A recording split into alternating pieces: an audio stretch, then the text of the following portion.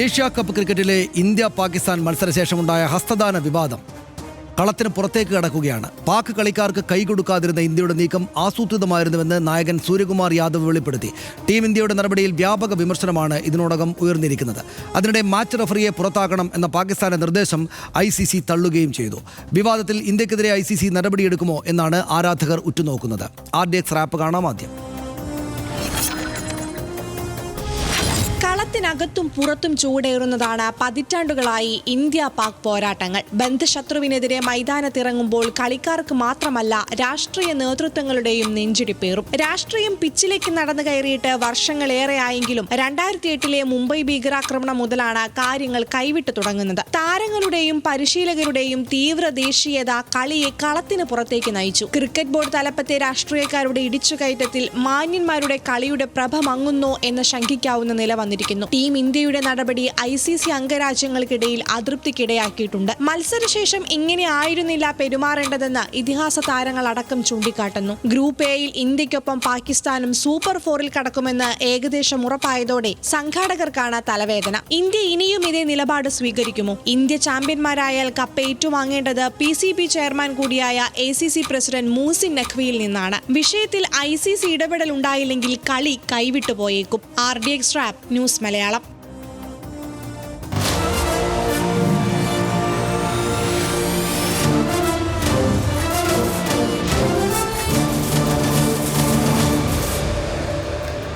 മറ്റ് വിശദാംശങ്ങൾ നമുക്ക് ഡാറ്റാ ഷീറ്റിൽ പരിശോധിക്കാം. സംസാരമില്ല, കൈ കൊടുക്കില്ല എന്ന നിലപാടാണ്. ടോസിന് മുമ്പ് സംസാരിക്കാൻ തയ്യാറാകാതെയാണ് ഇന്ത്യ പാകിസ്ഥാൻ ക്യാപ്റ്റന്മാർ പരസ്പരം. ടോസിന് ശേഷം കൈ കൊടുക്കാതെ മടങ്ങി സൂര്യകുമാർ യാദവും സൽമാൻ ആഗയും എന്ന വാർത്തയാണ് ചർച്ചയായത്. ടോസിന് മുമ്പ് സംസാരിക്കാൻ തയ്യാറാകാതെ ഇന്ത്യ പാക് താരങ്ങൾക്ക് മുഖം നൽകിയില്ല സൂര്യകുമാർ യാദവും ശിവം ദുബെയും എന്നതും ആ നിലയ്ക്ക് ചർച്ചയായി. വിജയ റൺ നേടിയ ശേഷം ഇരുവരും വേഗത്തിൽ തന്നെ ഡ്രസ്സിംഗ് റൂമിലേക്ക് മടങ്ങുകയായിരുന്നു. ടീം ഇന്ത്യയെ കാത്ത് പാക് താരങ്ങൾ ഗ്രൗണ്ടിൽ തുടർന്നെങ്കിലും മടങ്ങിയെത്തിയില്ല എന്നതും കാണുന്നു. പ്രതിഷേധിച്ച് സമ്മാന ചടങ്ങിൽ നിന്ന് വിട്ടുനിന്ന് പാക് ക്യാപ്റ്റൻ സൽമാൻ ആഗ ഇന്ത്യയുടെ സന്ദേശം ആസൂത്രിതമായിരുന്നുവെന്ന് പിന്നീട് സൂര്യകുമാർ യാദവ് പറഞ്ഞു. BCCIയും സർക്കാരും ഇക്കാര്യത്തിൽ വ്യക്തമായ നിർദ്ദേശം ഞങ്ങൾക്ക് നൽകിയിട്ടുണ്ട് എന്ന് അദ്ദേഹം പറഞ്ഞു. പെഹൽഗാം ഭീകരാക്രമണത്തിലെ ഇരകളുടെ കുടുംബത്തിനൊപ്പമാണ് ഞങ്ങൾ എന്ന് അദ്ദേഹം വാർത്താസമ്മേളനത്തിൽ പറഞ്ഞു. ഇന്ത്യൻ സൈന്യത്തിന് ഐക്യദാർഢ്യം പ്രഖ്യാപിച്ച് ജയം അവർക്ക് സമർപ്പിക്കുന്നു എന്നുകൂടെ ഇന്ത്യൻ ക്യാപ്റ്റൻ വാർത്താസമ്മേളനത്തിൽ പറഞ്ഞു. മാച്ച് റഫറിക്കെതിരെ ഏഷ്യൻ ക്രിക്കറ്റ് കൗൺസിലിന് പരാതി നൽകിയിട്ടുണ്ട് പാകിസ്ഥാൻ എന്ന് നമ്മൾ അറിയുന്നു. മാച്ച് റഫറി ആൻഡി പൈക്രോഫ്റ്റിനെ പുറത്താക്കണമെന്ന് പാകിസ്ഥാൻ ആവശ്യപ്പെടുകയും ചെയ്തിട്ടുണ്ട്. നടപടിയില്ലെങ്കിൽ ഏഷ്യാ കപ്പിലെ തുടർ മത്സരങ്ങൾ ബഹിഷ്കരിക്കും എന്ന് പാകിസ്ഥാൻ ടീം മുന്നറിയിപ്പ് നൽകിയിട്ടുണ്ട്. ICCക്കും ക്രിക്കറ്റ് നിയമങ്ങളുടെ ആധികാരിക ക്ലബ്ബായ MCCക്കും അവർ പരാതി നൽകിയിട്ടുണ്ട്. ടോസിന് മുമ്പ് ഹസ്തദാനം നടത്തേണ്ട എന്ന് മാച്ച് റഫറി നിർദ്ദേശിച്ചെന്ന് പാക് ടീം മാനേജറും പറഞ്ഞു. ഇന്ത്യൻ ടീമിൻ്റെ ഇത്രയുമാണ് അതിൻ്റെ വിശദാംശങ്ങൾ. എനിക്ക് തോന്നുന്നു നമുക്ക് മറ്റു കാര്യങ്ങളിലേക്ക് കടക്കാമെന്ന്. അതായത് വലിയ ചർച്ചയായിട്ടുണ്ട്. അത് ആദ്യ കേൾവിയിൽ തന്നെ ഒരു സുഖകരമല്ലാത്ത കാര്യമായിട്ടാണ് തോന്നുക. കാരണം കളി എന്ന് പറഞ്ഞാൽ നമ്മൾ ക്രിക്കറ്റ് കളി എന്ന് വെച്ചാൽ കളി എന്നുള്ള സന്തോഷം ഉണ്ടാക്കുന്ന ഒരു കാര്യമാണല്ലോ. പ്ലേ, ക്രിക്കറ്റ്, ഫുട്ബോൾ എല്ലാം അതുകൊണ്ടാണല്ലോ ലോകവ്യാപകം ഇതിനൊക്കെ ആരാധകരുള്ളത്. അപ്പോൾ അവിടെ ഇങ്ങനെയൊരു സുഖകരമല്ലാത്ത ഒരു കാര്യമുണ്ടായി എന്ന് തന്നെയല്ലേ കാണേണ്ടത്? തീർച്ചയായും. നമ്മളിപ്പോൾ ആവർത്തിച്ച് പറയുന്ന ഒരു വാക്കാണല്ലോ ജിങ്കോയിസം. ജിങ്കോയിസം ഈ കളിക്കളത്തിലേക്കും ഇറക്കി വിടുകയാണ് യഥാർത്ഥത്തിൽ ചെയ്യുന്നത്. ഈ കളി ഞാൻ കണ്ടതാണ്, ആ കളി മുഴുവൻ ഇരുന്ന് കണ്ടതാണ്. അപ്പോൾ ആ തുടക്കം മുതൽ തന്നെ നമുക്ക് ആ അസ്വാഭാവികത അല്ലെങ്കിൽ എന്താ പറയുന്നത്, നമ്മളൊരു അൺകംഫോർട്ടബിൾ ആവുന്ന ഒരു സ്ഥിതിയുണ്ട്. ഇതിനേക്കാൾ ഭേദം ഇന്ത്യക്ക് കളിക്കാതിരിക്കാമായിരുന്നു. അങ്ങനെ ഒരു ഓപ്ഷൻ ഉണ്ട്. ഇന്ത്യ ഇപ്പോൾ ലെജൻഡ്സ് ക്രിക്കറ്റ് കളിയിൽ നിന്ന് പിന്മാറി. ഒരു പക്ഷേ എതിർ നിൽക്കുന്ന ടീമിനെ അപമാനിക്കുന്നതിനപ്പുറം, അത് പാകിസ്ഥാൻ ആവട്ടെ മറ്റേത് രാജ്യമായിക്കോട്ടെ, അവരെ അപമാനിക്കാതിരിക്കാനുള്ള ഒരു സാമാന്യ മര്യാദ നമുക്ക് ചെയ്യാമല്ലോ. അത് നമ്മുടെ സംസ്കാരവും നമ്മുടെ പൈതൃകവുമാണല്ലോ. അവരെന്തെങ്കിലും ചെയ്തു എന്ന് വെച്ചാൽ അതേപോലെ തന്നെ ചെയ്യാം എന്നുള്ളതല്ലല്ലോ നമ്മൾ ഇതുവരെ ചെയ്തിട്ടുള്ള ഒരു പ്രധാനപ്പെട്ട കാര്യം. അർണബ് ഗോസ്വാമി എന്ന് പറയുന്ന ഇന്ത്യയിലെ തന്നെ ഏറ്റവും ഇപ്പോഴത്തെ കാലത്ത് പ്രസിദ്ധനായിട്ടുള്ള മാധ്യമപ്രവർത്തകൻ, അദ്ദേഹം എങ്ങനെയാണ് അദ്ദേഹത്തിൻ്റെ മാധ്യമപ്രവർത്തനം മുന്നോട്ട് കൊണ്ടുപോകുന്നത് എന്ന് നമുക്കറിയാം. ഈ കളി തുടങ്ങുന്നതിന് 3 ദിവസം മുമ്പ് അദ്ദേഹത്തിൻ്റെ റിപ്പബ്ലിക് TV എടുത്തിട്ടുള്ള പ്രധാനപ്പെട്ട ക്യാമ്പയിൻ ഈ കളി നടക്കരുത്, അതിനുവേണ്ടി നിങ്ങൾ, അതായത് രാജ്യസ്നേഹികളായിട്ടുള്ള രാജ്യസ്നേഹികളായിട്ടുള്ള ആളുകളെല്ലാം തന്നെ #ക്യാമ്പയിൻ തുടങ്ങുക, സർക്കാരിന് മേൽ സമ്മർദ്ദം ചെലുത്തുക, അങ്ങനെ ഈ കളിയിൽ നിന്ന് BCCI ഒഴിവാക്കുക എന്നുള്ളതാണ്. അതിൽ അദ്ദേഹം ചില ആളുകളോട് അദ്ദേഹത്തിൻ്റെ സ്വതസിദ്ധമായിട്ടുള്ള ഈ അലറൽ ശൈലിയിൽ പറയുന്ന ചില ആളുകളോട് ചോദിക്കുന്നുണ്ട്. അതിലൊന്ന് സച്ചിൻ തെണ്ടുൽക്കറിനോടും സൗരവ് ഗാംഗുലിയോടും ഉൾപ്പെടെയുള്ള പ്രധാനപ്പെട്ട ഇന്ത്യയിലെ ക്രിക്കറ്റിംഗ് ലെജൻസിനോടാണ്. പക്ഷേ അദ്ദേഹം ഒരു ചോദ്യം പോലും ഈ ICCയുടെ തലപ്പത്തുള്ള നമ്മുടെ ആഭ്യന്തരമന്ത്രി അമിത് അമിത്ഷായുടെ മകൻ ജയ്ഷായുടെ ഒരു ചോദ്യം പോലും ചോദിക്കുന്നില്ല. അതാണ് ശരിക്കും അതോറിറ്റി. അതെ, അതാണ് അതോറിറ്റി. അവരാണ് ഇത് കളിക്കുകയോ വേണമോ എന്നുള്ളത് തീരുമാനിക്കേണ്ടത്. അദ്ദേഹം ടെക്നിക്കലി ഇപ്പോൾ BCCI എല്ലാ ICCയുടെ ഭാഗമാണ് എങ്കിൽ പോലും ഈ ക്രിക്കറ്റിനെ ആരാണ് നിയന്ത്രിക്കുന്നത് എന്ന കാര്യം വ്യക്തമാണല്ലോ. അപ്പോൾ അങ്ങനെ ഒരു ചോദ്യം അവിടെ ഉണ്ടാകുന്നില്ല. അപ്പോൾ ഞാൻ പറയുന്നത് ഈ ജിങ്കോയിസ്റ്റുകൾക്ക് ഊർജ്ജം നൽകുന്നതാണ്. യഥാർത്ഥത്തിൽ സൂര്യകുമാർ യാദവിന് ഒരുപക്ഷെ ആകെയുടെ എടുത്തുപോയി ഒന്ന് കൈ കൊടുക്കണം എന്ന് അദ്ദേഹം കരുതുന്നുണ്ടാകാം. പക്ഷേ അദ്ദേഹത്തിന് അത് സാധിക്കാത്തത് എന്തുകൊണ്ടാണ്? ഈ വിധത്തിലുള്ള വലിയ സമ്മർദ്ദം ഇവിടെ നിന്ന് ഉണ്ടായിക്കൊണ്ടേയിരിക്കുകയാണ്. ഇത് കൈകൊടുത്ത ശേഷം ഇങ്ങോട്ടേക്ക് തിരിച്ചു വരണം. ഇന്ത്യൻ ക്രിക്കറ്റ് ടീമിൽ ലോകകപ്പ് നേടിയ ടീമിൽ ഉണ്ടായിരുന്ന പല താരങ്ങളോടും തങ്ങൾക്ക് ഇഷ്ടമില്ലാത്ത താരങ്ങളോട് ഈ വിധത്തിൽ BCCIയുടെ മേൽത്തലപ്പത്തുള്ള ആളുകൾ മുൻകാലങ്ങളിൽ പെരുമാറിയത് എങ്ങനെയാണെന്നുള്ള ഓർമ്മ ഇവരുടെ മുമ്പിലുണ്ട്. അപ്പോൾ ഒരു സമ്മർദ്ദം ഇവരുടെ മുമ്പിൽ ശക്തമായി നിൽക്കുകയാണ്. അപ്പോൾ ആ അർത്ഥത്തിൽ അവരെ ആ സമ്മർദ്ദത്തിന് അടിപ്പെട്ട് ഇവർക്കിത് ചെയ്യാൻ കഴിയാത്തൊരു സാഹചര്യമാണ് നിലനിൽക്കുന്നത്. അപ്പോൾ അർണാബ് ഗോസ്വാമിമാർ ചോദ്യം ചോദിക്കുന്ന യഥാർത്ഥത്തിൽ അവരോടല്ല, ഈ പറയുന്ന ഭരണാധികാരികളോടാണ് എന്നുള്ള ബോധ്യം അർണാബ് ഗോസ്വാമിക്ക് ഉണ്ടാകും. പക്ഷേ ഇത് കേൾക്കുന്ന സാധാരണക്കാരെ ആളുകൾ അവിടേക്ക് എത്തിപ്പെടുകയാണ്. രണ്ടാമത്തെ കാര്യം നമുക്കറിയാവുന്ന പോലെ തന്നെ സരീഷ്, ഇന്ത്യ പാകിസ്ഥാൻ ക്രിക്കറ്റ് എന്ന് പറഞ്ഞാൽ അതൊരു വേൾഡ് കപ്പ് ഫൈനലിനേക്കാൾ വലിയ ആവേശം നമ്മളിൽ ഉണ്ടാക്കുന്നുണ്ട്. സ്വാഭാവികമായും നമ്മളിൽ ഉണ്ടാക്കും. പക്ഷേ അതിനപ്പുറത്തേക്കുള്ള വീറും വാശിയുമാണ്. ഞാൻ ഉത്തരേന്ത്യയിലെല്ലാം ജോലി ചെയ്തപ്പോൾ ഞാൻ കണ്ടിട്ടുള്ളതാണ്. ഞാൻ കോയമ്പത്തൂരിൽ എൻ്റെ PG പഠന കാലത്ത് അവിടുത്തെ ഹോസ്റ്റലിൽ ഇന്ത്യ പാകിസ്ഥാൻ കളി ഒരു പ്രാവശ്യം ഹോസ്റ്റലിൽ ഇരുന്ന് കണ്ടിട്ടുണ്ട്. അപ്പോൾ നമ്മളെക്കാൾ കൂടുതൽ ക്രിക്കറ്റിനെ സ്നേഹിക്കുന്ന ആളുകളാണല്ലോ തമിഴ്നാട്ടിലുള്ള ആളുകൾ. അപ്പോൾ അവർ യഥാർത്ഥത്തിൽ ഈ പല സിനിമകളിലും നമ്മൾ കാണുന്ന പോലെ പാകിസ്ഥാൻ ഒരു സിക്സർ ഇന്ത്യക്കെതിരെ അടിച്ചാൽ അവർ എത്രത്തോളം വൈരാഗ്യ ബുദ്ധിയോടെയാണ് ഈ കാര്യങ്ങളെ, എല്ലാവരും അല്ല, ഒരു വിഭാഗം ആളുകൾ അതിനെ കാണുന്നതെന്ന് ഞാൻ കണ്ടിട്ടുണ്ട്. പക്ഷേ ഇന്ത്യ ഇപ്പോൾ പാകിസ്ഥാൻ്റെ ഒരു ക്യാച്ച് പിടിച്ചാൽ ഒരു വിക്കറ്റ് എടുത്തിട്ടുണ്ടെങ്കിൽ അവരതിനെ അത്രത്തോളം വൈകാരികമായിട്ടാണ് കാണുന്നത്. അപ്പോൾ ആ വൈകാരികതയിലേക്ക് ആളുകളെ എത്തിക്കുന്നത് ഈ വിധത്തിൽ സമൂഹത്തെ ഇൻഫ്ലുവൻസ് ചെയ്യിക്കുന്ന ആളുകളാണല്ലോ. അപ്പോൾ ആ ഇൻഫ്ലുവൻസ് സ്വാഭാവികമായും ആ സമ്മർദ്ദം ഇന്ത്യൻ ക്രിക്കറ്റ് ടീമിൻ്റെ മേലുണ്ടായിരുന്നു. ആ വിധത്തിൽ ഒരിക്കലും കളിക്കളത്തിൽ സ്പോർട്സ്മാൻഷിപ്പ് എന്നൊക്കെ നമ്മൾ പറയുമല്ലോ, ആ വിധത്തിൽ ഒരിക്കലും അനുവദിക്കാനാവാത്ത ഒരു വിധത്തിലും ആരോഗ്യകരമായിട്ടുള്ള ഒരു കാര്യമല്ല ഇന്ന് അല്ലെങ്കിൽ കഴിഞ്ഞ ദിവസം സംഭവിച്ചത് എന്ന് തന്നെയാണ് എൻ്റെ ടേക്ക്.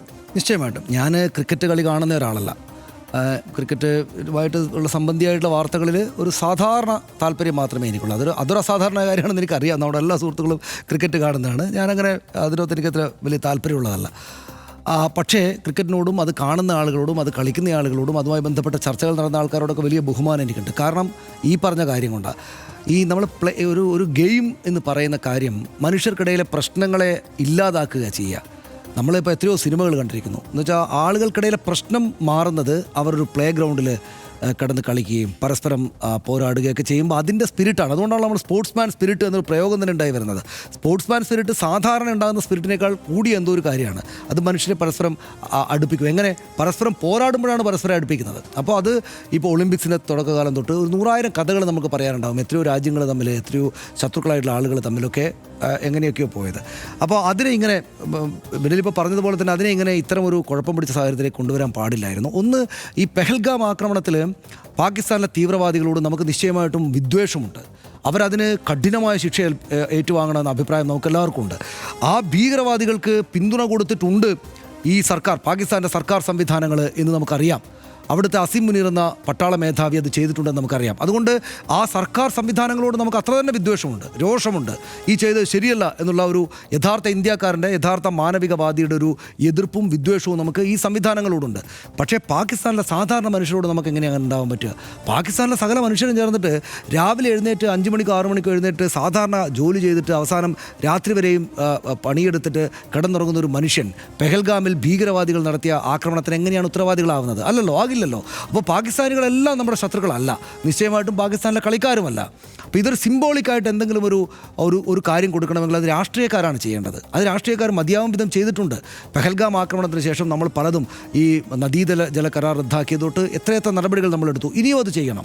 കളിക്കളത്തിനകത്ത് പെഹൽഗാം ഭീകരാക്രമണത്തിലെ കൊല്ലപ്പെട്ട നമ്മുടെ ഇന്ത്യക്കാരായുള്ള രക്തസാക്ഷികൾക്ക് അനുകൂലമായിട്ട് നമ്മൾ നിൽക്കണമെങ്കിൽ അതും സിംബോളിക്കായിട്ട് ചെയ്യണം. പക്ഷേ ഈ ഹസ്തദാനം ചെയ്യാതിരിക്കുക എന്നതൊക്കെ പറഞ്ഞാൽ അത് കടന്ന ഒരു കാര്യമാണ്. ഇപ്പോൾ നമ്മൾ ആലോചിച്ച് നോക്കുക, അതായത് താലിബാൻ ലോകത്തിലെ ഏറ്റവും വലിയ ഭീകരവാദികളായിട്ടുള്ള ആളുകളാണ്. ഭീകരവാദം എന്ന് പറഞ്ഞാൽ ആളുകളുടെ മനസ്സിലേക്ക് വരേണ്ടുന്ന ഒരു കാര്യമാണ് താലിബാൻ. താലിബാൻ ചെയ്ത അത്രക്ക് ക്രൂരതകൾ മറ്റേതെങ്കിലും ഭീകരവാദികൾ ചെയ്തിട്ടുണ്ടെന്ന് അത് ഡിബേറ്റബിളാണ്, കാരണം അത്ര വലിയ ഭീകരവാദികളാണ്. പക്ഷേ താലിബാനാണിപ്പോൾ അഫ്ഗാനിസ്ഥാൻ എന്ന രാജ്യം ഭരിക്കുന്നത്. എന്താ നമ്മൾ ചെയ്യുന്നത്? നമ്മൾ ജയശങ്കർ, നമ്മുടെ വിദേശകാര്യമന്ത്രി, താലിബാൻ്റെ നേതാവായിരിക്കുന്ന ഇപ്പോഴത്തെ വിദേശകാര്യ ചുമതലയുള്ള ആളുകളായിട്ട് ഫോണിൽ സംഭാഷണം നടത്തിയിട്ടുണ്ട്. നയതന്ത്രം ഒഫീഷ്യലി പുനഃസ്ഥാപിച്ചിട്ടില്ലെങ്കിൽ നയതന്ത്ര ബന്ധങ്ങൾ തുടരുന്നുണ്ട്. അപ്പോൾ നമ്മൾ ഒരു കാലത്ത് തീവ്രവാദികളെന്ന് വിളിച്ചിരുന്ന ആളുകളോട് നയതന്ത്ര ബന്ധങ്ങൾ അങ്ങനെ ആയതുകൊണ്ട്, രാജ്യങ്ങൾ തമ്മിലുള്ള ബന്ധങ്ങൾ അങ്ങനെ ആയതുകൊണ്ട് ചർച്ച നടത്തേണ്ടുന്ന സാഹചര്യം വരികയാണ്. ഇവിടെ നിന്ന് വാക്സിൻ അടക്കമുള്ള കാര്യങ്ങൾ നമ്മൾ അഫ്ഗാനിസ്ഥാനിലേക്ക് കൊടുത്തയക്കുന്നുണ്ട്.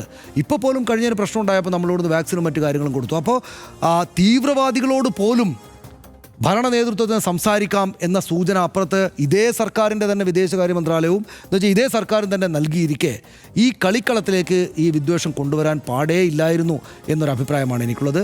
ഒരുപക്ഷെ നമ്മൾ ഈ പറയുന്ന അഭിപ്രായത്തിനായിരിക്കില്ല ആ ഭാഗത്തൊക്കെ, നമ്മുടെ രാജ്യത്തിൻ്റെ ആ ഭാഗങ്ങളിലൊക്കെ ഒരുപക്ഷെ ഈ പറയുന്ന മുൻതൂക്കം ഉണ്ടായിരിക്കുക. നേരത്തെ ഇപ്പോൾ അർണബ് ഗോസ്വാമിയുടെ കാര്യം പറഞ്ഞല്ലോ, അവരൊക്കെ ഉണ്ടാക്കുന്ന ഒരുതരം വല്ലാത്ത തോതിലുള്ള വിദ്വേഷം എന്ന സംഗതികൾക്കകത്തേക്ക് പെട്ട് കുഴപ്പത്തിലാകുന്നുണ്ടാകും മനുഷ്യർ.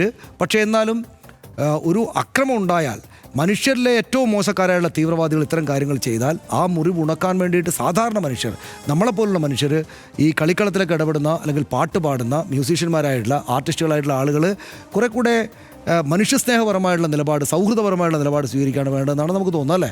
തീർച്ചയായും. ഒറ്റ കാര്യം കൂടി പറയാം.